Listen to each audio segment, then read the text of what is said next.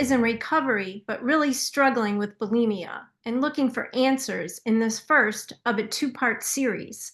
Find out what she learns and hear our expert analysis. Nothing I did was working. The more I tried, the more out of control my eating became. Then, I did something I hadn't tried before. I became a savvy detective and figured things out. If I can do it, so can you.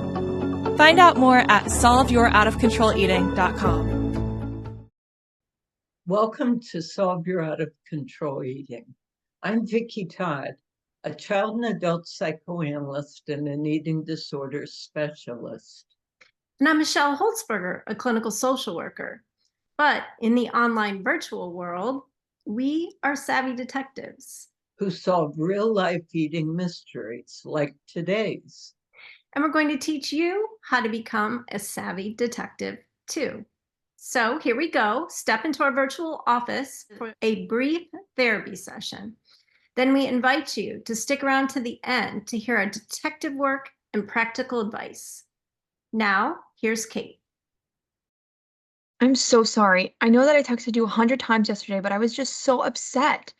But everything's good now. I just got upset because my boyfriend didn't text me back for a really long time, and I forgot he was helping his brother move.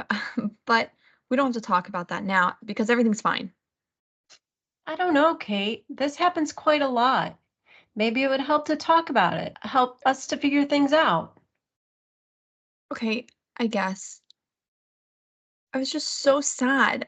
I texted him and he didn't respond, so I texted him again and I waited and waited and nothing. So I called him and then he didn't answer.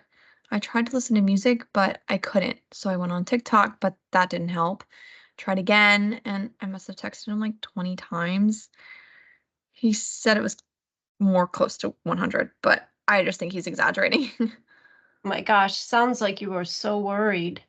Well, I was. I mean, he could have dropped over dead for all I know, and I waited and waited and finally went downstairs and ran on the treadmill for like 10 minutes, and then I checked again, still nothing. I felt like I was losing my mind. What thoughts are going through your mind at this point, Kate? Well, but he doesn't love me anymore, or he probably found someone new, someone better, someone thinner. He's gonna dump me. I probably won't ever hear from him again. Sounds familiar. You know, it happens all the time. Very hurtful thoughts. Yes. Then what happened? This is so important, Kate, and I want to make sure I understand. You texted your boyfriend and you were waiting for him to respond, but he didn't. Right. You waited and waited, even ran on the treadmill for a while, and still nothing. You felt like you couldn't stand it anymore. Your thoughts were unbearable. They were unbearable. Well, so I got in my car and drove to the gas station where I bought a whole bunch of junk food, like chips, soda, candy, cupcakes, chocolate milk.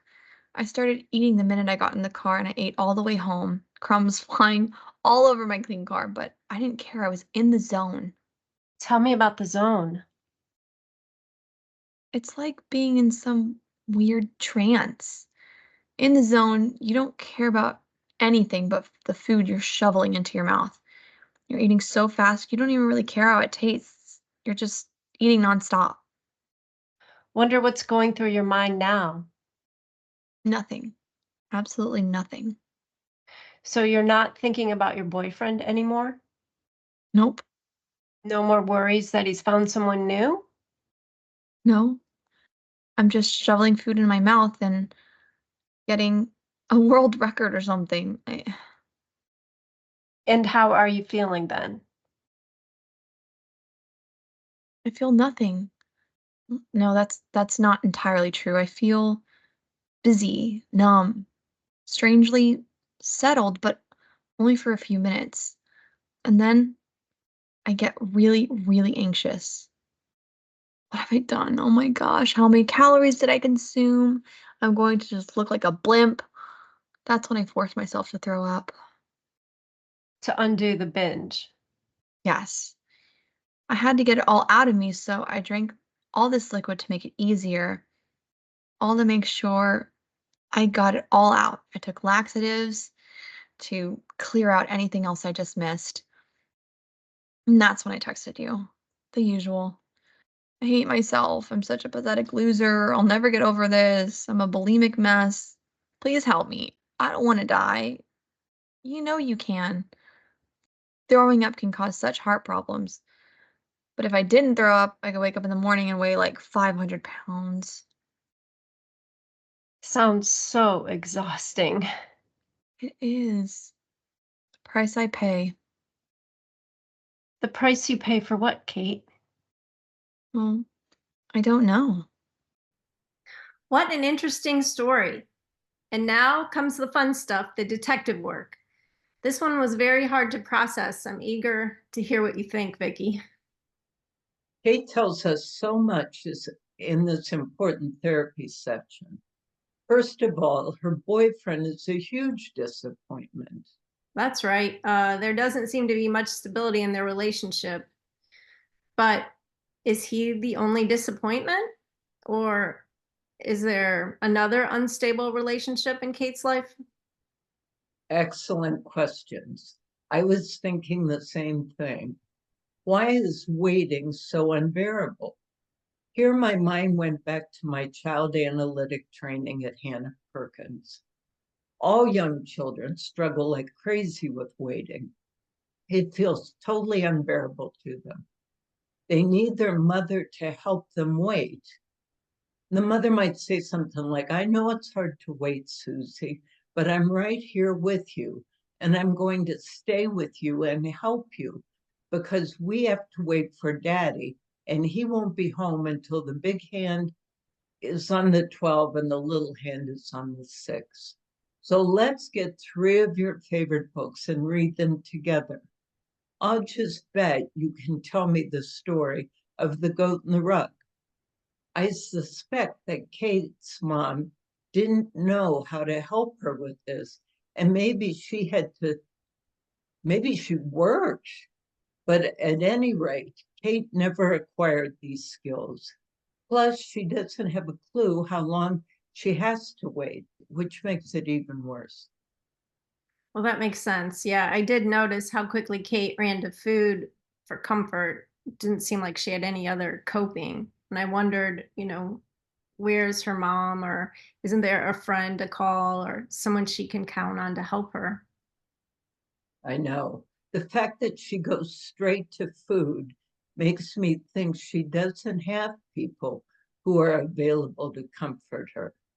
But you can always count on food, it's always available.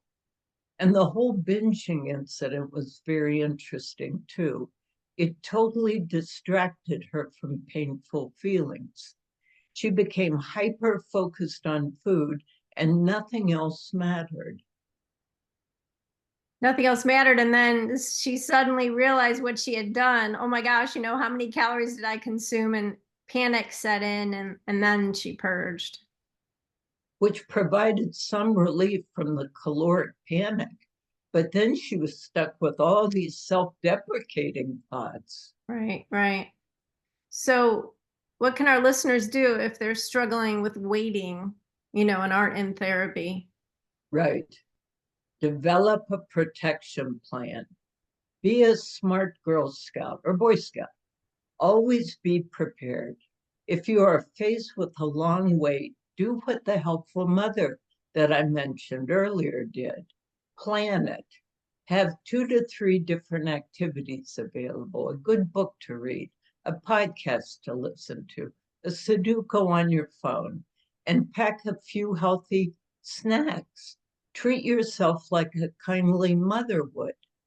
Maybe halfway through, get out and take a walk, stretch your legs, then knit, crochet.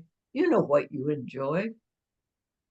Well, that's it for now. There's more mysteries like this to come. So be sure, give us a like, subscribe, share, and remember, Keep searching for clues.